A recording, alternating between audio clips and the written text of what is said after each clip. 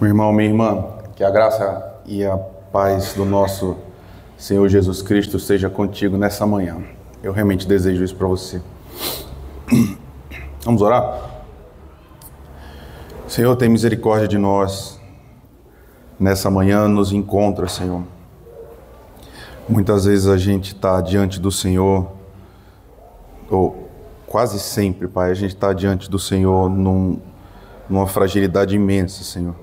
Nós somos tão pequenos, Pai, tão falhos, tão pecadores, diante de um Deus tão eterno, tão santo, Pai. E quando a gente fala da Tua igreja, fala do Senhor, esse tipo de momento é revestido de uma solenidade ainda maior, Pai. Porque a gente está falando de vidas, a gente está tratando daquilo que é mais precioso, que é a Tua igreja, que o Senhor comprou, Pai. Custou a Tua morte, a Tua ressurreição. Então nos faz levar a sério esses momentos que a gente vai passar aqui. Te peço mais uma vez misericórdia, apoio, auxílio, que o Teu Santo Espírito esteja entre nós, esteja em nós também, para que a gente chegue até a verdade, Pai. E a Tua palavra é a verdade, o Senhor é a verdade. Então, se conosco, nos ajuda, por favor, não nos deixe sozinhos. A gente te implora no nome de Jesus que oramos. Amém. Eu não sei, meu irmão, minha irmã, se você teve a oportunidade de estar aqui na semana passada. E se você não teve, eu não sei se você teve a oportunidade de ter acesso ao áudio do que a gente conversou. Mas a gente está falando de abuso, irmãos. E abuso no contexto da igreja. Eu reouvi o áudio da semana passada e eu sinto que faltou clareza em boa parte dele. Então, para agora, antes da gente fazer uma pequena recapitulação, eu queria que a gente partisse de um terreno comum, que a gente soubesse daquilo que a gente está falando.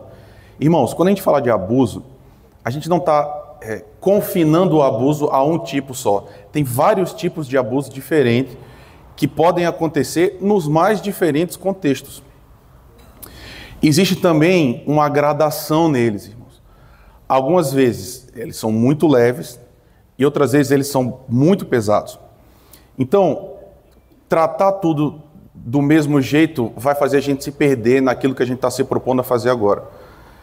Mas eu quero te falar de início que nós estamos tratando de condutas inadequadas da liderança, especialmente da liderança, para com os membros da igreja. É disso que a gente está falando.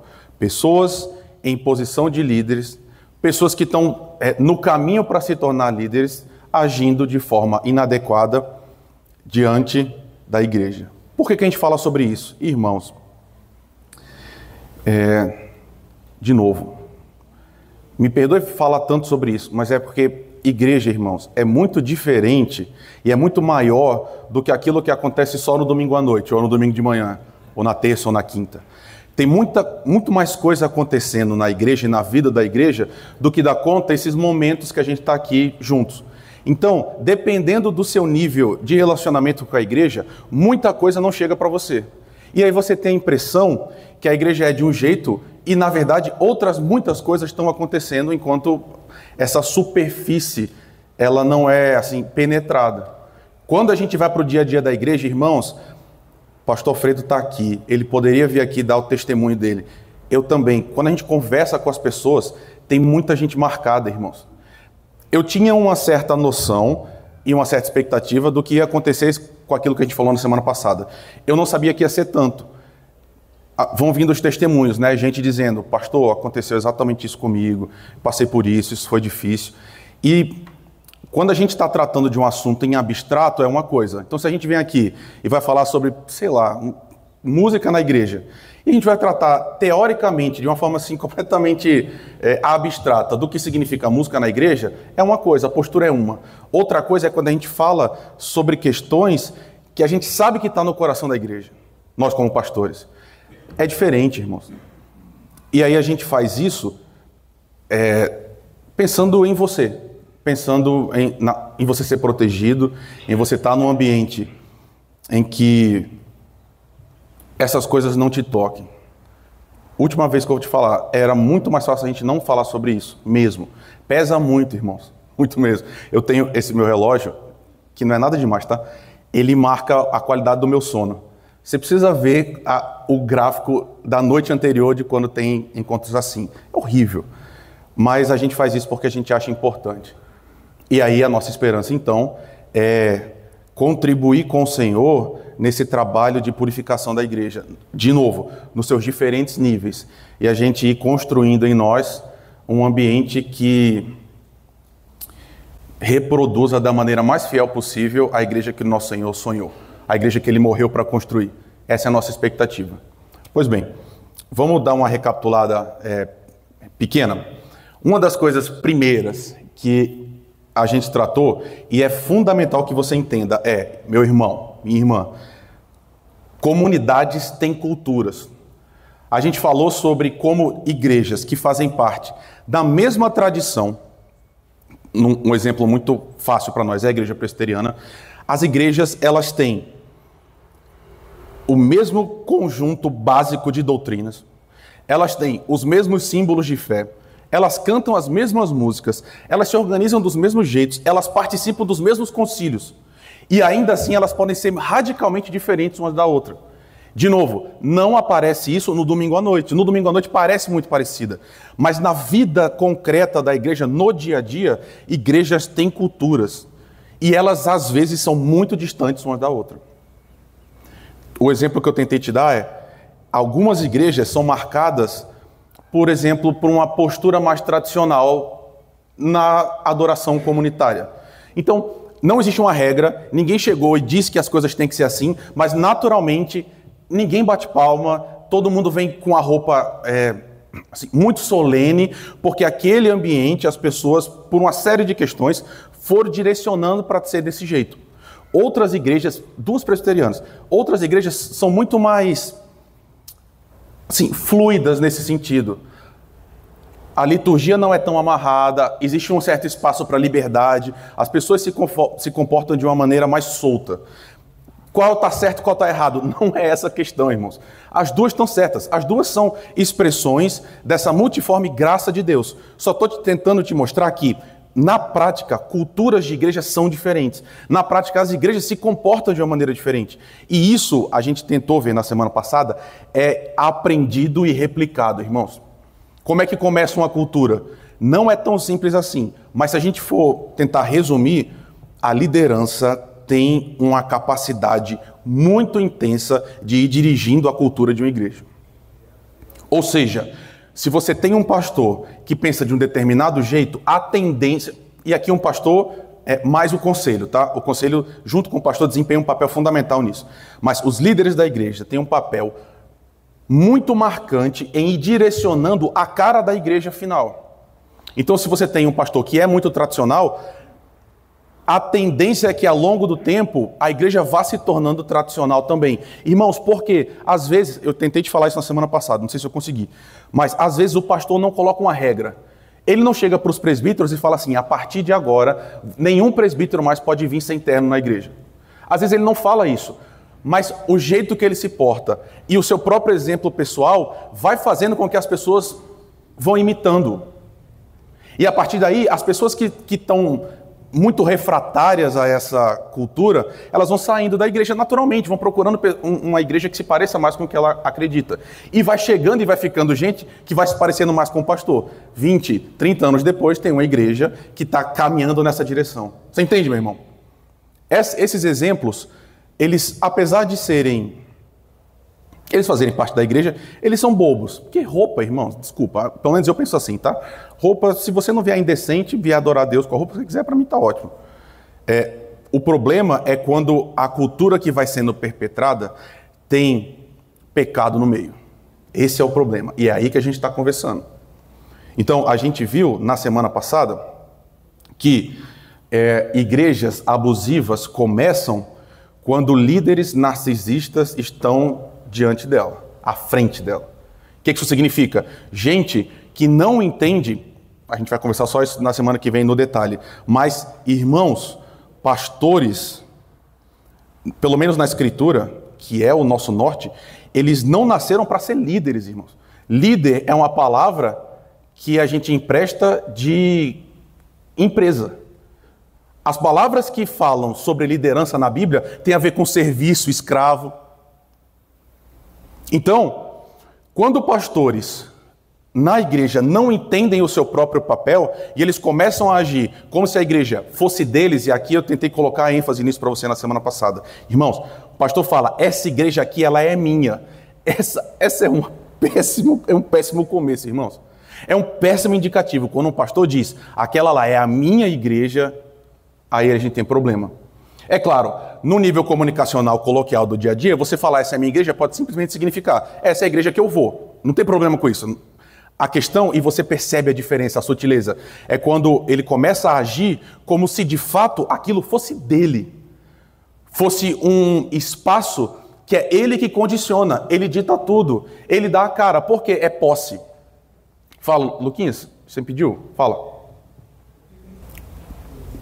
Pergunta melhor, você está perguntando para mim se eu acho bom trocar a cada 5 anos, é isso? Não, ele está falando que a igreja troca de pastor. Certo, não é por isso. A pergunta foi, é por isso então que a Igreja Presbiteriana do Brasil, ela coloca um mandato e a gente reelege o tempo todo? Irmãos, na verdade assim, isso faz parte desse sistema de governo. Não é só por isso, mas isso também faz parte. A ideia, irmãos, é que... Na verdade, eu mudei completamente minha resposta. Sim, Lucas, é exatamente por isso. Se um pastor... E algumas denominações não têm isso, irmãos. Algumas denominações, elas são episcopais. Qual é a ideia? O bispo está lá, o nome é até esse, né? Está lá o bispo e é quase... Qual é aquela palavra? Vitalício. O cara só vai sair se ele morrer. Por quê? Ele chegou lá, ele é o servo de Deus, ele está servindo bem e a gente segue. Por que a nossa igreja não age dessa forma? Por que a gente tem um sistema que a cada, sei lá, depende, né? Pode ser 3, 4 ou 5 anos, em média. A gente está novamente perguntando para a igreja, você chancela esse pastor que hoje está cuidando de vocês? É justamente para a gente ter um ponto de escape, irmãos. Porque o pastor Alfredo, ele foi muito feliz na semana passada em dizer isso.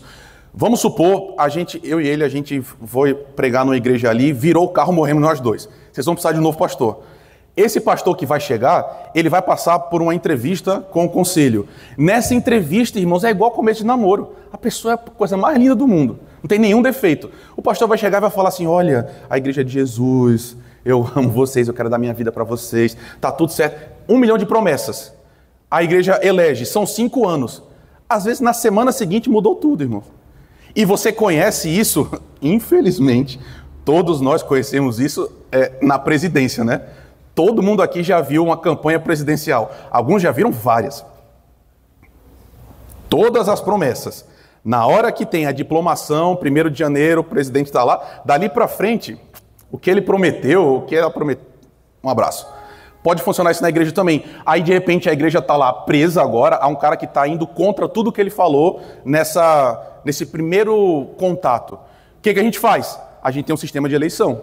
Por isso que daqui a 4 anos e meio vai ter uma nova eleição aqui na igreja. E aí você vai dizer, eu quero continuar esse pastor, quero que não continue. Também serve para o pastor. O pastor fala assim, e isso, irmãos, acontece de verdade. Gente crente mesmo. O pastor fala, eu sinceramente acho que o meu tempo aqui acabou. Talvez eu não esteja, por uma série de fatores, eu não esteja conseguindo desempenhar bem meu ministério aqui. Ele mesmo pode entender isso e falar, eu estou abrindo mão, outro pastor vai vir. Então sim, Lucas, é por isso, outros motivos também, mas esse é um deles. Tudo isso para que você lembre junto comigo, o pastor não é o dono da igreja, pelo amor de Deus, gente. O pastor é um servo da igreja, ele passa. É a mesma coisa, por exemplo, e aí eu estou recuperando uma experiência que eu tive há muitos e muitos anos atrás, enfim, sem mais detalhes. Foi uma igreja antiga, em que quem se achava o dono da igreja era o tesoureiro.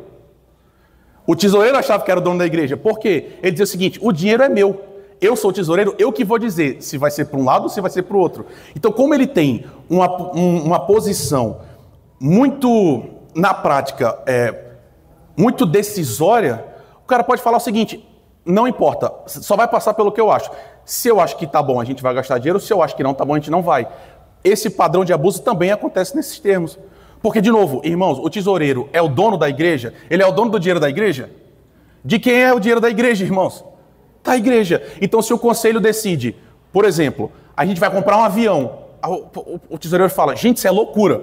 Mas o conselho decidiu, cumpre a ele executar aquilo que o conselho decidiu. Ele pode renunciar, claro. Ele pode dizer, vocês são loucos, eu não vou colocar meu nome nisso. Justo, pode acontecer. Mas ainda assim, o tesoureiro é um servo da igreja. O pastor é um servo da igreja.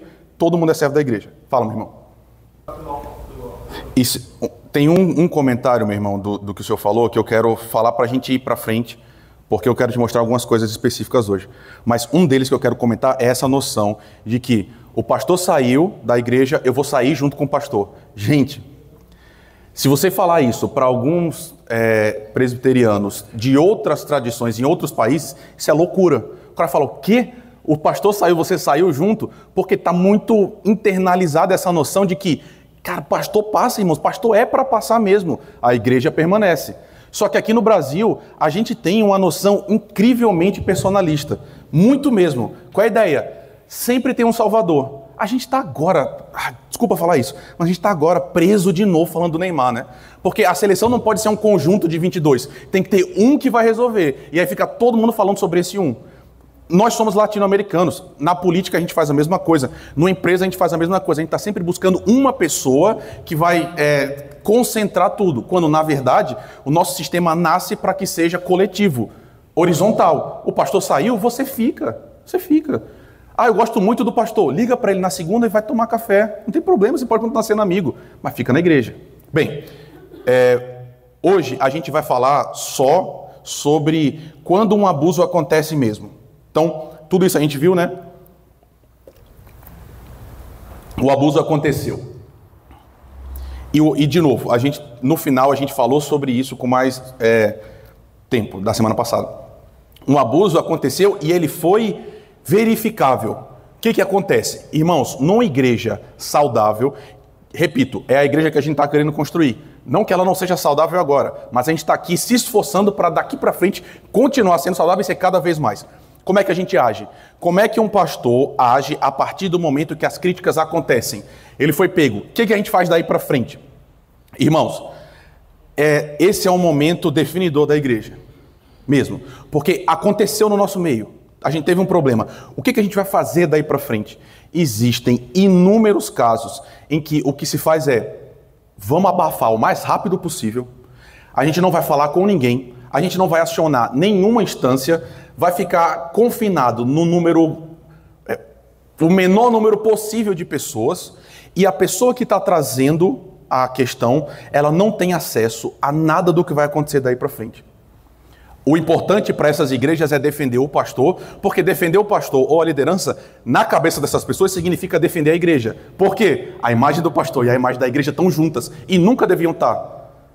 Se um pastor erra, se um líder erra, se qualquer pessoa erra, quem errou foi a pessoa. A igreja errou? Num sentido muito espiritual, sim, porque ele faz parte da igreja. Mas a gente não deveria ter constrangimento de colocar um processo para frente no sentido de proteger a igreja mesmo.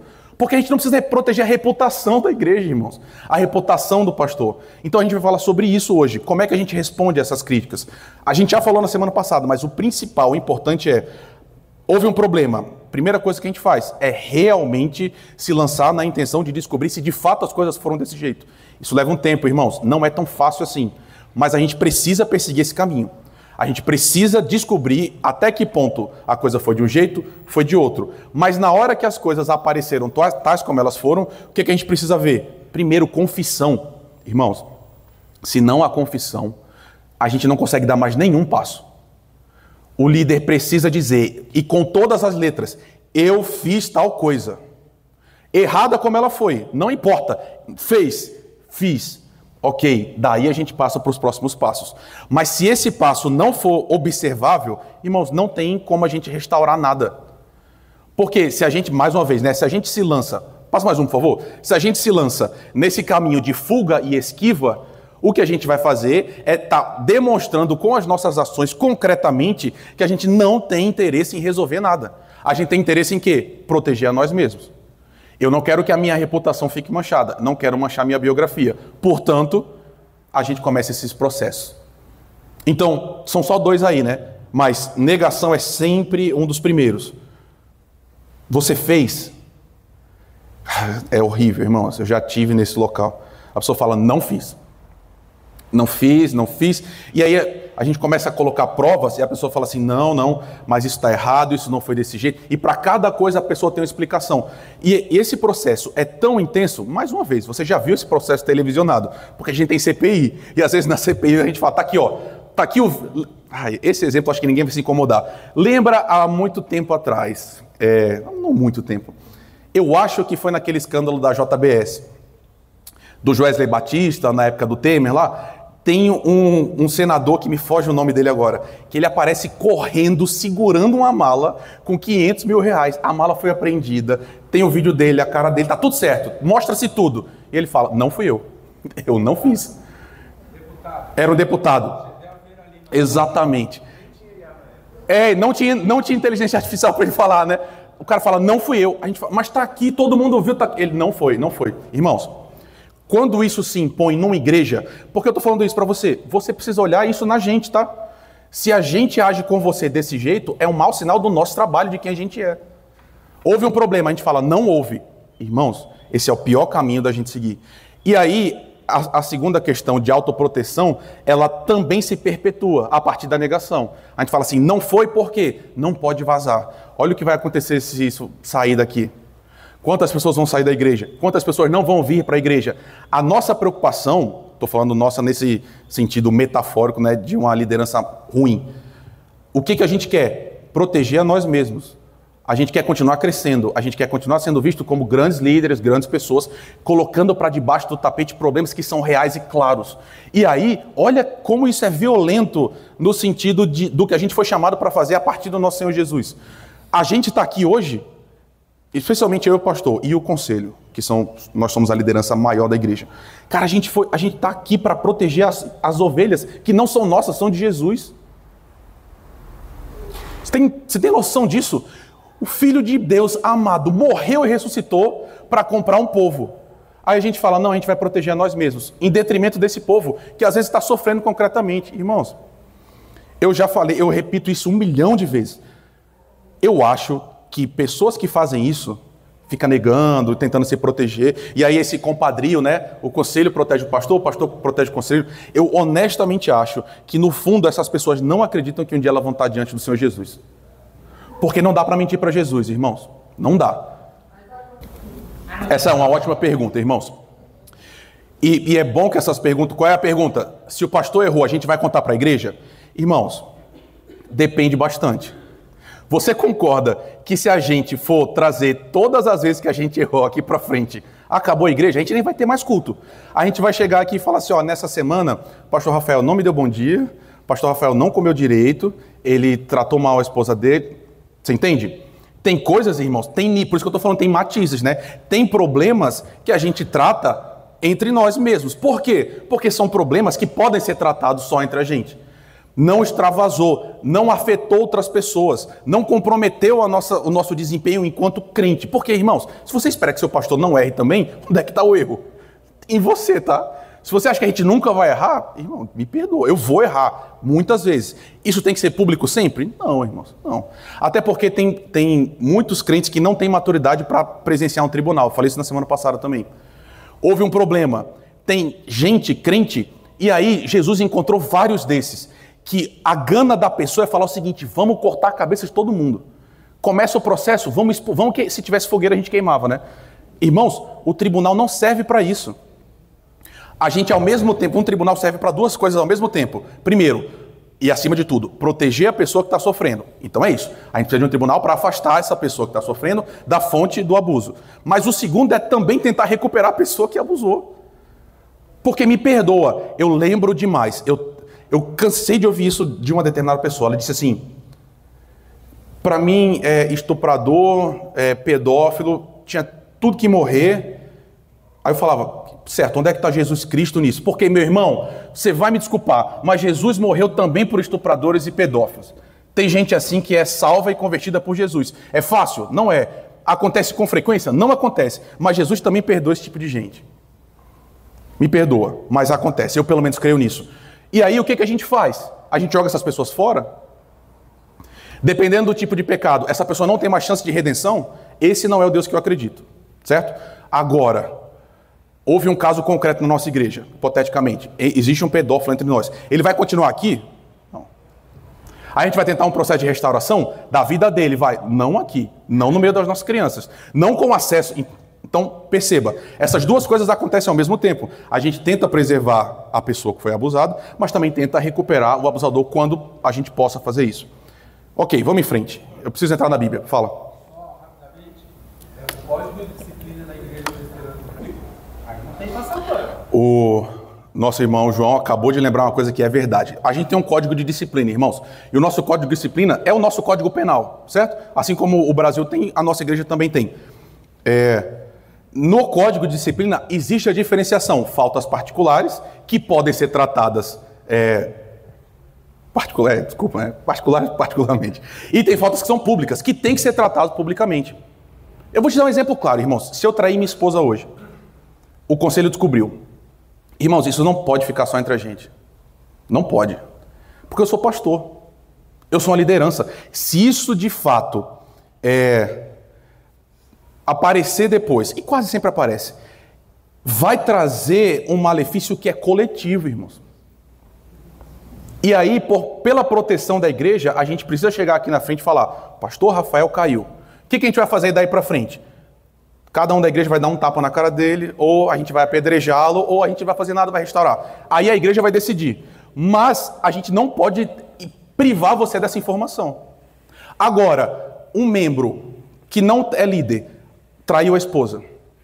A esposa não quer que isso passe, quer ser tratado só particularmente. Eu sinceramente acho que a gente não tem que chegar aqui e dizer para a igreja inteira. Percebe a diferenciação? Eu sou líder. O critério para mim é muito mais alto. Então, no dia a dia, na prática, irmãos, não é tão simples assim. Mas vamos em frente. Eu quero mostrar para vocês duas coisas na Bíblia. Já passou? Mais um, por favor. Aqui são... O código de disciplina aí fica só entre a liderança. Não, você pode abrir agora no seu celular. Não, estou perguntando. Não, mas eu fui grosso, eu não quis ser grosso, desculpa. Mas o que eu estou dizendo é, tipo assim, é tão público que está no site da IPB. Bota ipb.org, vai estar lá, código de disciplina, o nosso manual, para qualquer um de vocês, irmãos. E qualquer um de vocês na nossa igreja pode escrever assim, pastor Rafael, mas, sei lá, roubou a igreja. Esse código aqui, eu quero que ele seja enquadrado nisso. Você assina e manda para o conselho. O conselho é obrigado a dar seguimento a isso.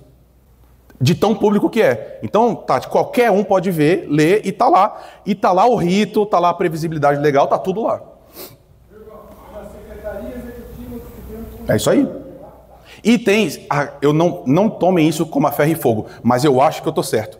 O código ele está sendo atualizado a partir dos casos concretos. Então, em algumas versões dele, nas notas de rodapé, tem lá decisões do Supremo Concílio que vão tornando mais claros ou menos claros alguns artigos que estão lá. Isso.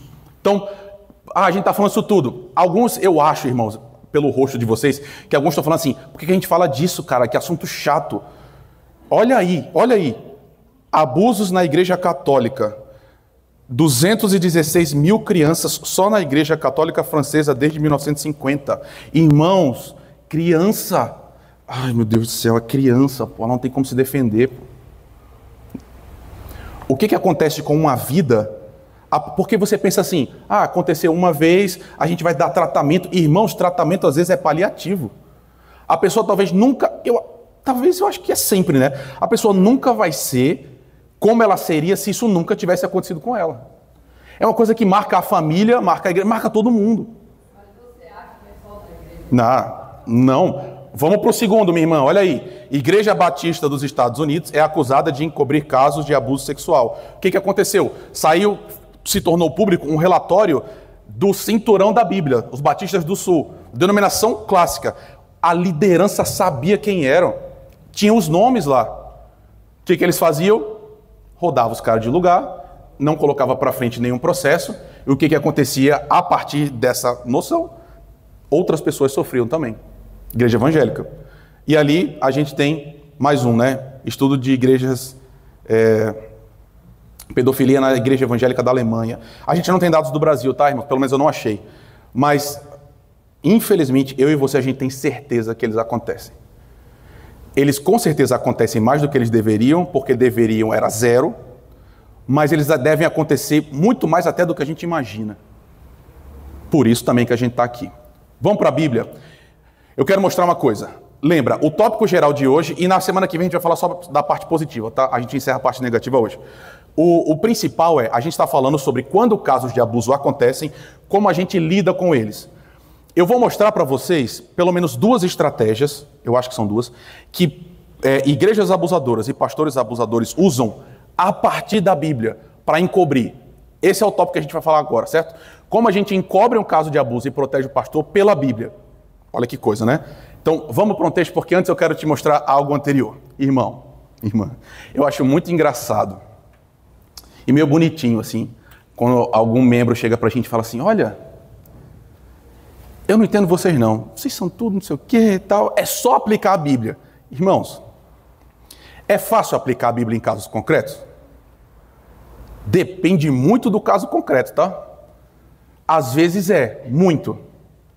Muito mesmo. Por exemplo, está lá em Timóteo e em Tito.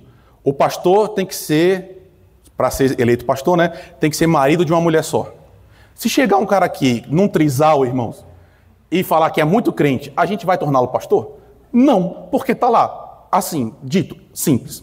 Só que, irmãos, eu quero te mostrar que a Bíblia também tem espaço para a gente interpretar e, às vezes, a gente não pode aplicar a Bíblia ipsis literis nos casos reais. Porque fazer isso é promover mais mal do que bem. Então, eu vou repetir. Eu sou pastor presbiteriano, eu estou dizendo, se a gente aplicar a Bíblia do jeito que ela está escrita em casos concretos, às vezes a gente vai promover o mal. Eu vou tentar te mostrar. Para isso, eu vou colocar um texto porque eu acho que talvez isso vai te ajudando, certo? Olha aí, é o texto que a gente vai falar hoje à noite. 1 aos Coríntios. As igrejas da província da Ásia mandam saudações. Também Áquila e Priscila mandam cordiais saudações no Senhor, juntamente com a igreja que se reúne na casa deles. Todos os irmãos mandam saudações. Saúdem uns aos outros com beijo santo. Qual é o problema desse texto? O beijo. Você está beijando seu irmão? Quando acaba aqui o culto, você está saudando seu irmão com beijo santo? Por que não? Isso aqui, irmãos, está na Bíblia? Está na Bíblia. É um imperativo? Não? É um imperativo ou não é? Na gramática, é imperativo? É imperativo. A gente, então, hoje à noite, nem hoje à noite, né? A gente hoje de manhã, tem que todo mundo ficar se beijando aqui quando acabar a escola dominical? Sim ou não? Não, não é. Perceba, eu acho que algumas pessoas da nossa igreja, elas são obrigadas a beijar todo mundo, porque essas pessoas acham que a Bíblia tem que ser do jeito que ela está escrita, tem que transpor para o mundo hoje, sem conversar nada. Se você crê assim, então, irmão, sai beijando todo mundo. Não me beije, por favor, não estou a fim de entrar muito nesse... Não me beije. Mas algumas pessoas, se você vai interpretar tudo 100% literal, então seja coerente. Desculpa, para de ser pilantra e dizer, não, essa parte aqui eu escolhi que não é literal. Não, tudo tem que ser literal. Irmãos, por que a gente não se beija? É óbvio e patente que o que Paulo está fazendo aqui é o seguinte, gente, tenham carinho uns com os outros, se cumprimentem. Lá naquela época, homens davam beijos em homens, irmãos, na bochecha, tá? Não estou querendo colocar nenhuma grande imagem na sua mente. Mas era essa saudação. Então Paulo está falando assim, gente, se cumprimente, sejam carinhosos uns com os outros. Então quando acabar o culto, eu não gosto de abraçar todo mundo. Dá uns 2 abraços. Enfim, vivam juntos, é o que Paulo está querendo dizer. Eu vou te mostrar mais um texto, que esse com certeza é pior ainda, né? Porque o primeiro foi só engraçado. O segundo, Jesus está dizendo, se o seu olho... Irmãos, quem está falando isso aqui? Jesus. Mateus capítulo 5, que texto é esse? Sermão do Monte. Aqui a gente tem um sermão de Jesus. Jesus está dizendo, se o seu olho direito leva você a tropeçar, arranque-o e jogue-o fora, pois é preferível você perder uma parte do seu corpo do que ter o corpo inteiro lançado no inferno. Se a sua mão direita leva você a tropeçar, corte-a e jogue-a fora, pois é preferível você perder uma parte do seu corpo do que o seu corpo inteiro ir para o inferno. Quem falou isso é Jesus. Tem imperativos aí, irmãos? Quais são os imperativos? Arranque, jogue, corte, jogue de novo. Isso aqui é uma ordem direta de Jesus. Perceba, quem está falando é o Senhor da igreja, o próprio Deus encarnado. Ele que está dizendo isso. E aí, irmãos, começa, né, aquela matização que eu acho complicada. Porque nesse texto pode, nos outros não podem. Mas tá bom, vamos lá. Poderia ser uma ordem para ser interpretada literalmente. Você concorda? Não tem nada no texto que diga que isso não é uma ordem direta de Jesus para ser feita diretamente. Por quê? Jesus poderia ter falado o seguinte: gente, vocês têm que lutar contra o pecado de uma forma tão séria que é como se você arrancasse uma parte do seu corpo se fosse muito grave. Jesus poderia ter falado isso. E falando isso, ele inseriria no texto uma condicionante que tá entendendo, né? Que é metafórica, hiperbólica. Não tem isso no texto. Não tem. O texto é direto. Seu olho faz você pecar? Arranque e jogue fora. Sua mão faz você pecar? Arranque e jogue fora. Jesus está dizendo isso. Fala, meu irmão. Não, beleza. A minha pergunta nem é essa. Minha pergunta é o seguinte: por que está todo mundo com 2 olhos aqui? Por que quando a gente fala assim, levanta a mão, não tem todo mundo maneta na igreja? Aí você vai me explicar. Sabe por quê? Porque, de novo, quando chega... Lembra lá no começo que eu falei? Tem gente que chega assim e fala: pastor, a Bíblia diz isso, por que você não está fazendo isso? Meu irmão, peraí, depende do contexto às vezes. Eu estou dizendo que a Bíblia toda é relativa? Não é. A maior parte da Bíblia é muito clara e a gente aplica tal como ela é. Mas, irmãos, eu estou mostrando aqui para você, ninguém entre nós fez isso que Jesus mandou fazer. A gente está errado? A gente deveria fazer? Irmãos, Jesus está mandando você arrancar seu olho de verdade? Para com isso, gente. Não tem um só registro no texto. Fala, meu irmão. Tem seu irmão passando uma necessidade. Vai lá dar uma ajuda. Aí se a gente corta a mão, não conseguiu parar ninguém. Olha, Lucas, o começo de Lucas diz o seguinte: eu quero ver você fugir desse texto. João Batista diz o seguinte: os caras falam assim, eu quero me converter, o que eu faço? João Batista diz o seguinte: você tem 2 túnicas? Dá uma. Você tem 2 casas? Eu não tenho 2 casas, mas talvez algum de vocês tenham 2 casas. Por que você tem 2? Dá uma. Quantas camisas você tem? Por que você só não tem uma roupa? Fala, meu irmão. Eu vou explicar, tá? Mas fala, meu irmão. Pode dizer. Exatamente. Fala. Fala. Por favor. Obrigado, meu irmão. Desculpa, continua. Pois é, irmãos, nosso irmão acabou de dizer, e ele está coberto de razão: se a gente transpor a Bíblia tal como ela está para hoje, e com isso, pelo amor do Senhor Jesus, eu não estou dizendo que a gente está atualizando a Bíblia, eu não estou dizendo que a gente vai, vamos reconversar se adultério é pecado. Não é isso que eu estou falando. Eu estou dizendo que alguns textos a gente precisa ter o mínimo de leitura para entender que existe força de expressão, que existe figura de linguagem, para a gente poder transpor para a nossa vida. Se não, repito, você deveria estar sem olho, sem mão. Ok. Por que eu falei isso tudo? Sabe o que os pastores, bandido, irmão, desculpa, gente ruim, sabe o que eles fazem? Eles pegam alguns textos bíblicos para poder se proteger em casos de abuso. Eu vou mostrar para você pelo menos 2 deles. Vamos mais um, por favor? O principal é Mateus 18. Você lembra de Mateus 18? Vamos ler? Tá, eu não sei se você vai conseguir, mas está aí. Se o seu irmão pecar contra você, vá, repreenda-o em particular. Se ele ouvir, você ganhou seu irmão. Mas se não ouvir, leve ainda com você 1 ou 2 pessoas, para que pelo depoimento de 2 ou 3 testemunhas, toda a questão seja decidida. E se ele recusar ouvir essas palavras, exponha o assunto à igreja. E se ele se recusar a ouvir também a igreja, considere-o como gentil e publicano. Em verdade lhes digo que tudo que ligarem na terra será ligado nos céus, e tudo que desligarem na terra será desligado nos céus. Em verdade lhes digo, em que se 2 de vocês sobre a terra concordarem ao respeito de qualquer coisa que vierem a pedir, isso lhes concedo por meu Pai que está nos céus. Porque onde estiverem 2 ou 3 reunidos, no meu nome, eu estou no meio deles. Onde é que está a pilantragem aqui, irmãos? Onde é que está o mau caratismo? E tem essa parte, mas tem uma parte antes ainda. Quando existe uma denúncia, algumas igrejas e líderes abusadores citam Mateus 18. Ou seja, ele está dizendo o seguinte: você não pode fazer essa denúncia, porque você não seguiu os ritos de Mateus 18.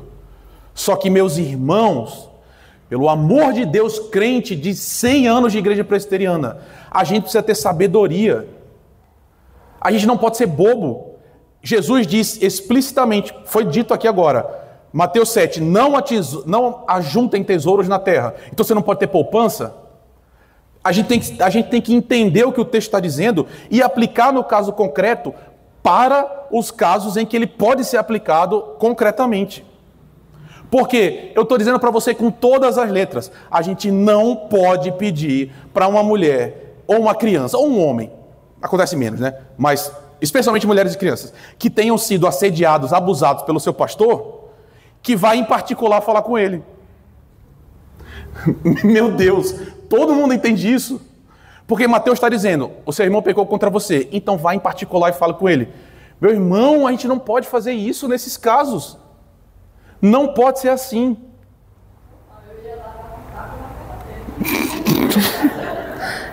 Eu vou censurar do áudio esse comentário, mas a gente segue em frente.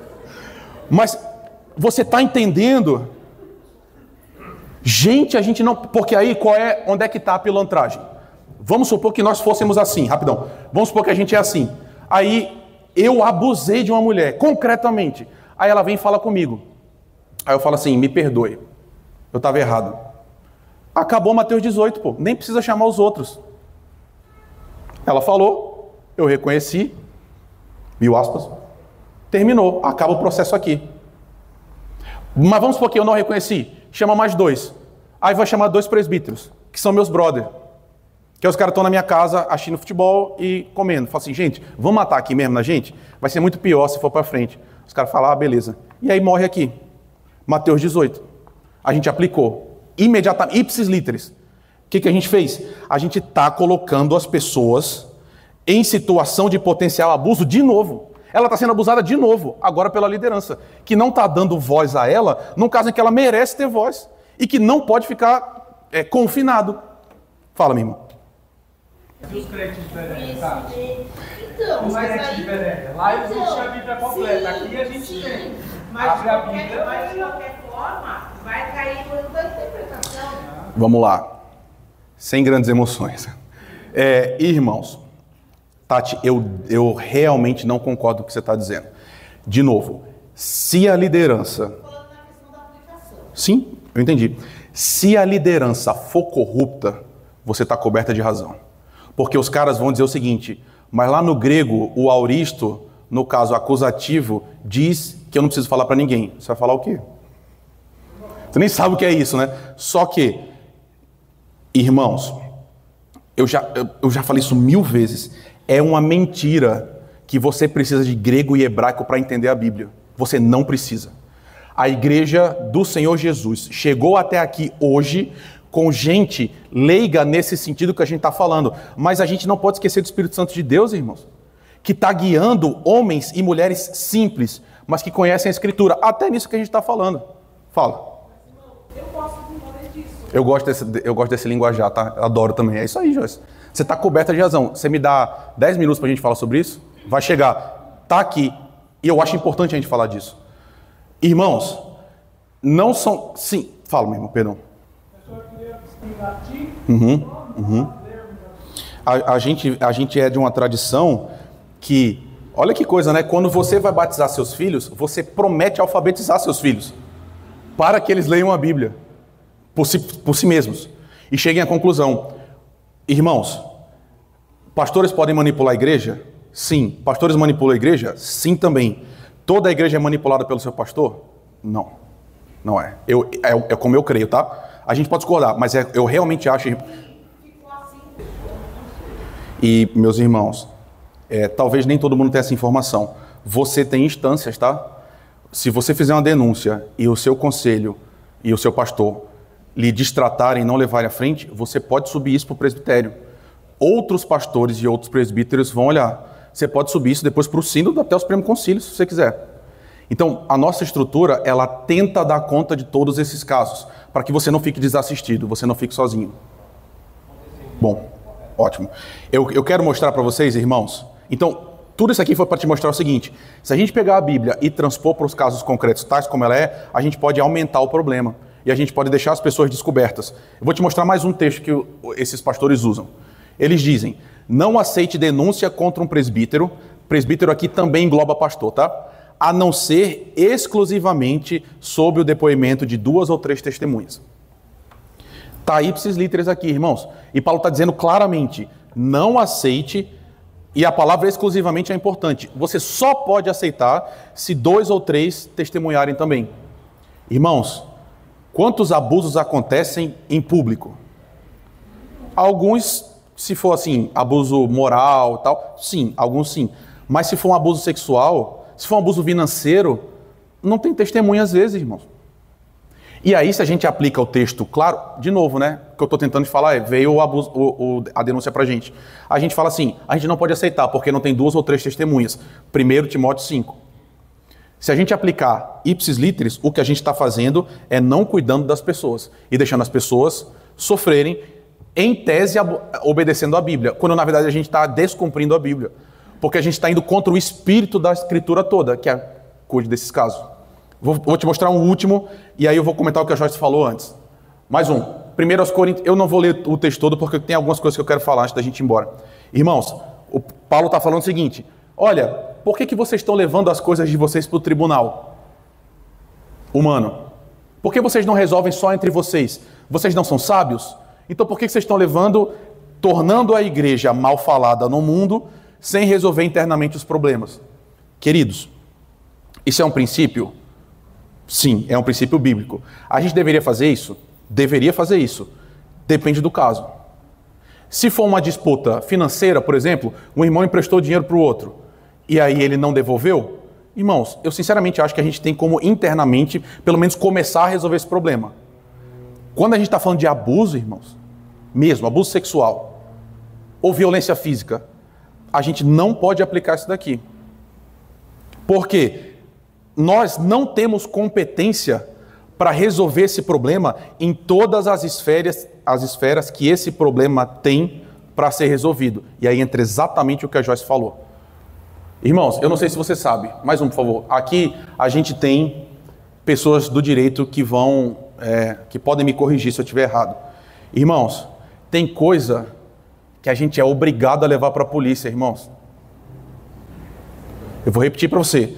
Tem coisa que a gente é obrigado a levar para a polícia. E aqui eu vou reproduzir para você uma parte do nosso ordenamento jurídico para você entender uma coisa. Por que a gente prende uma pessoa? Por que a gente aplica uma pena privativa de liberdade? Tem 4 motivos. O primeiro é retributivo. A gente vai punir a pessoa para ela saber que o que ela fez está errado.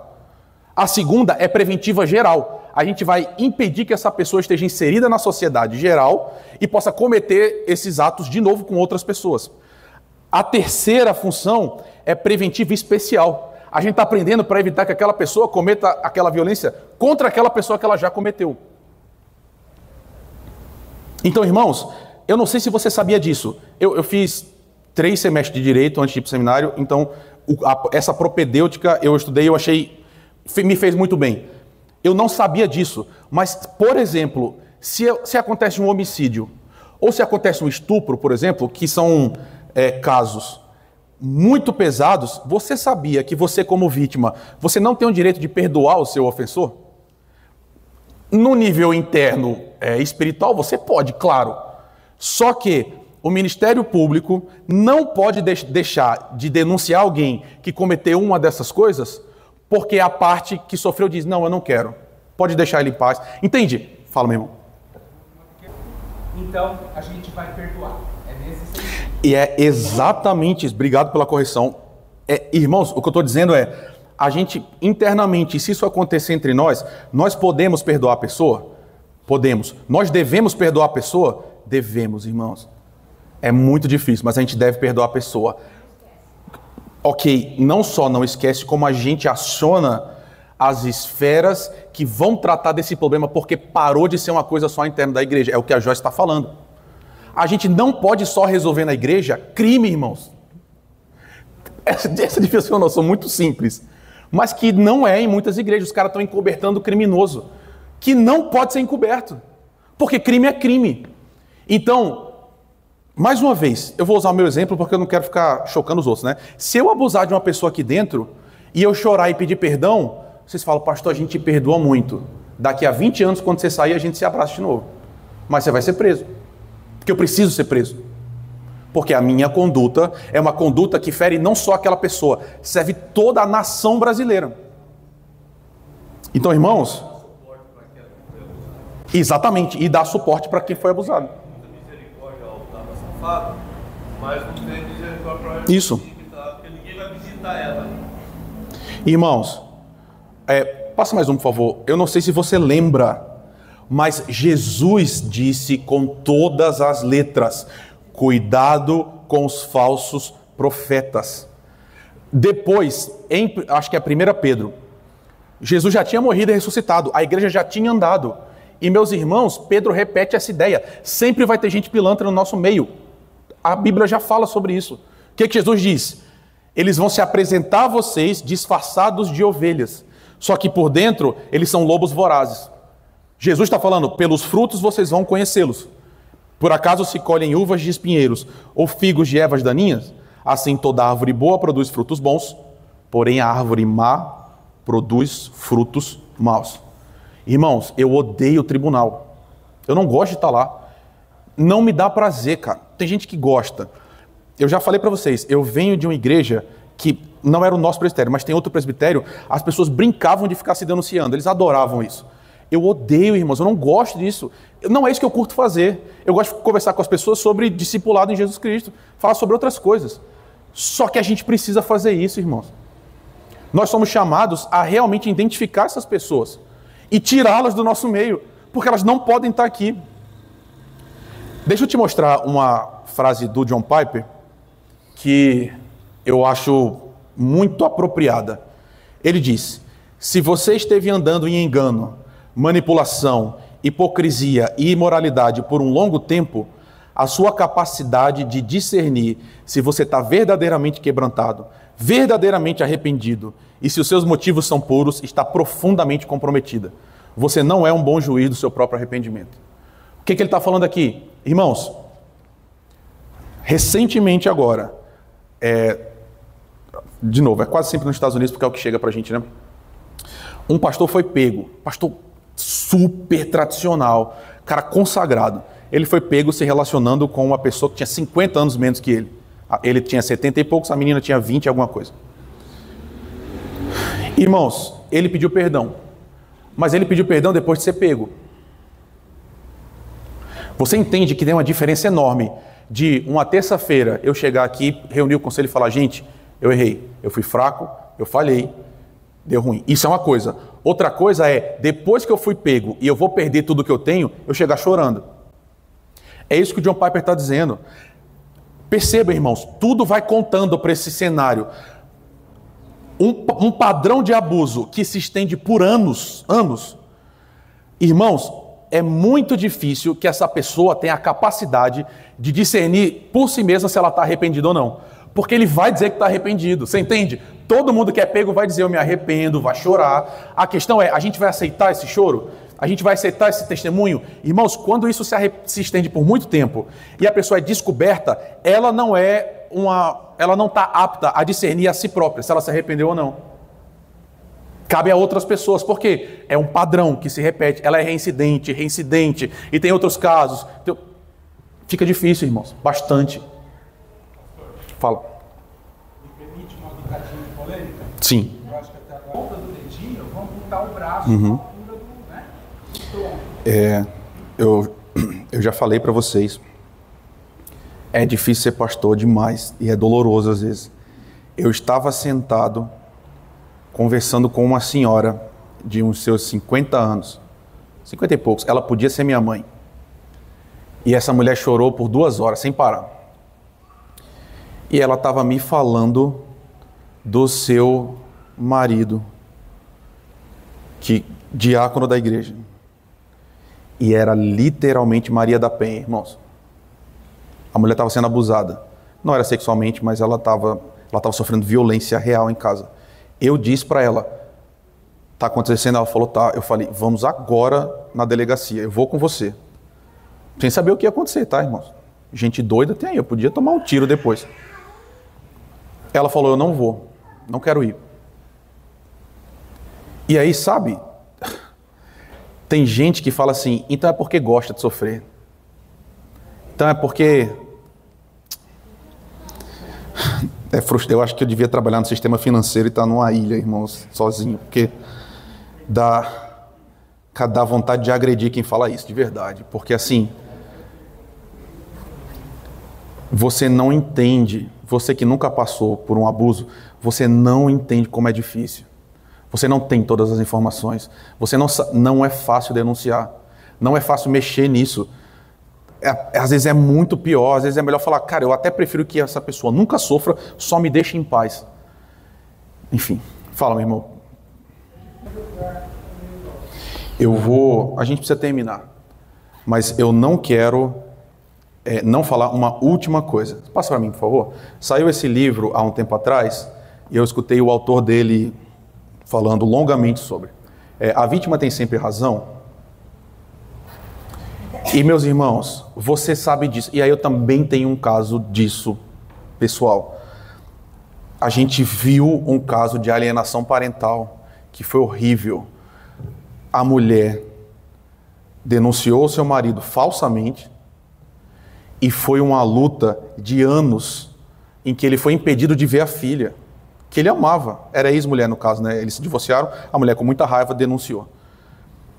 Teve uma audiência, aí... A galera do direito, eu não sei exatamente o que aconteceu, mas o que passaram pra gente foi isso. A juíza disse, eu acredito que você não está mentindo. Mas estava no meio do processo ainda, então a gente tinha que esperar até o fim. Tudo isso que a gente falou, irmãos, eu não gosto de colocar essa ressalva, porque às vezes invalida tudo que a gente falou. Tudo que a gente falou até agora está de pé e eu penso exatamente desse jeito. Eu só tenho que te colocar uma questão. Irmãos, também tem gente mal intencionada do outro lado. Também tem gente que não sofreu nada. E aí o pastor irrita por qualquer coisa que seja, e aí inventa. Por isso que é tão difícil, irmãos. É tão difícil a gente saber até que ponto foi uma coisa, até que ponto não foi, até que ponto a pessoa está muito manchada disso. Está aí a expressão, né? A vítima dessa expressão, a vítima tem sempre razão, é a vítima estrutural. Só que essa expressão é aplicada em contextos concretos. Ora, nenhuma vítima estrutural tem sempre razão necessariamente em todas as situações concretas. Isso vai contra qualquer entendimento de justiça, na opinião do autor, né? Mas eu só estou dizendo para você o seguinte, crente, eu não quero que a gente saia disso aqui falando o seguinte, agora todo mundo é polícia de abuso. A gente vai ficar procurando uns nos outros os abusos que a gente está cometendo. Não é isso, irmãos. Eu concordo plenamente com o irmão João. A gente tem sistema de pesos e contrapesos. Nós somos chamados a aplicar a justiça divina e dos homens em casos concretos, e isso é difícil demais, demais. Eu não tenho condição de ser juiz. Eu não tenho. Eu não tenho condição de aferir até que ponto as coisas foram. Eu não tenho essa sabedoria, irmãos. Desculpa, eu não tenho mesmo. Eu tenho mais dúvidas do que certezas. Claro, né? Tem casos que são claríssimos. Esses tudo bem. Mas na maior parte dos casos, irmãos, uma parte tem um pouquinho de razão, outra parte tem um pouquinho também, e a gente não sabe direito exatamente onde é que foi. Por isso que a gente precisa da multidão dos conselhos, a gente precisa do Espírito Santo de Deus, para que a gente caminhe em frente, tentando proteger a igreja. Que no fim das contas o que a gente quer é isso. Sabe, irmãos, foram 2 aulas terríveis que eu não queria ter dado e eu não quero dar nunca mais. Por isso que a gente gravou. Eu não quero mais falar sobre isso. As próximas pessoas escutem, porque eu realmente, me custa muito. Mas a gente vai falar mais uma vez sobre esse assunto, mas na próxima semana, Tati levantou na aula passada uma coisa que eu acho fundamental. Ela diz, a gente precisa aprender a escolher bons líderes. É isso que a gente vai tentar fazer. Agora é só a parte positiva. A gente vai para a Escritura e vai ver como é que na Bíblia líderes devem ser. Como é que igrejas devem ser, e a gente vai tentar ouvir a voz de Deus para que a gente esteja sempre se reformando, tentando ter uma igreja que espelha Jesus Cristo, que seja preenchida por amor, misericórdia, bondade, graça e perdão. Obrigado por ter insistido, tá? Senhor, nós nos colocamos diante do Senhor, nós nos entregamos nas Tuas mãos. Pai, Senhor, é tão difícil, Deus. Às vezes é tão difícil mesmo, Pai, a gente não quer ver o mal acontecendo. A gente não quer, Senhor, passar por essas coisas, mas elas infelizmente nos atingem, Senhor, porque nós somos pecadores E tem gente pecadora no nosso meio sempre, e tem alguns pecadores que são impenitentes, que entram na igreja para roubá-la de tudo que ela tem de bom, Senhor. Pai, a gente precisa de sabedoria, Senhor. A gente realmente precisa de gente experimentada, gente capaz de ouvir a Tua voz, analisar os casos concretos e decidir. Então a gente está implorando ao Senhor, faz isso por nós, Pai. Aos irmãos hoje que já estão na liderança, em todos os seus níveis, dá sabedoria, dá graça, dá entendimento que o que a gente faz é muito sério e que a gente não pode brincar com isso. E para os próximos líderes que virão nessa igreja, por favor, Pai, nos ajuda a escolher gente que é cheia do Espírito de Deus, gente que é crente de verdade, gente que ama Jesus, gente que quer viver a vida de Jesus no dia a dia, Pai. Por favor, tem misericórdia de nós. Eu te imploro, Senhor, ser conosco, é o que eu te pedimos, no nome de Jesus. Amém.